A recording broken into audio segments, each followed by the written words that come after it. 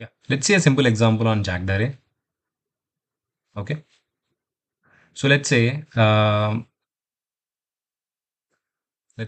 write the code. Let's say we have to write a program to store the values 10, 20, 30, 40, 50 in an array, in a two-dimensional array, a nested array. Okay. So let's say I'll be saying the class name as nested array client app. Okay, I forgot to give this main. Let me add main method over here. On. Okay. Main. So the question is write a program to store the values 10, 20, 30, 40, 50 in an nested array. So that is a question. And let's say I'll create a integer two-dimensional array. Okay, int array. I'll say numbers and new int array. Okay, here you should provide the size in advance. Fine.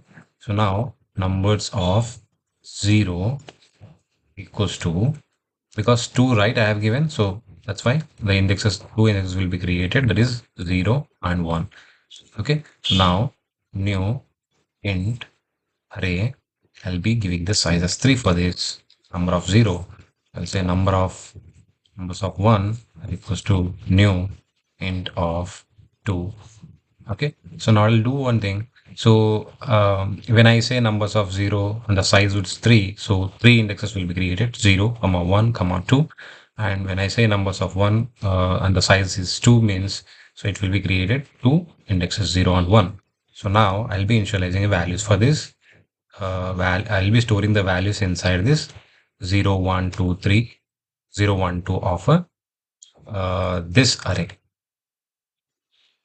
I mean to say that I want to store the values 10, 20, 30, 10, 20, 30 in, numbers of 0. Okay. And I want to store 40 and 50 in numbers of 1. Okay. So I'll write, so numbers of 0, and I want to store the value at 0th index. So I'll say number of 0, 0. Okay, equals to 10. Similarly, I'll write 0, 1. Numbers of 0, and I want to store the value at first index. I'll say numbers of 0, 1, and here it is 20. Numbers of 0, 2, it is 30. Okay, fine. Now, I want to store the values 40 and 50. 40 and 50 in numbers of 1 index. So numbers of 1 equals to, numbers of 1, and I want to store the value at this 0th index. I'll say numbers of 1, 0 equals to 40. Numbers of 1, 1 equals to 50. Okay, so you can retrieve the values by using any sort. You can write the for loop as well. So it's your choice. So if you want to display it, you can display it either anyway. So I don't have much time, so I have to cover the methods in this class as well. So that's why I'm not writing any for loop right now. Okay.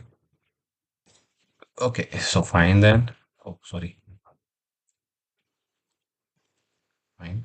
So let's run this one. Let's see whether we are what value we are getting for 1, 0. It should come as 40. So let's see. So it is 40. It is coming. Okay. So fine then. We'll jump to the next topic.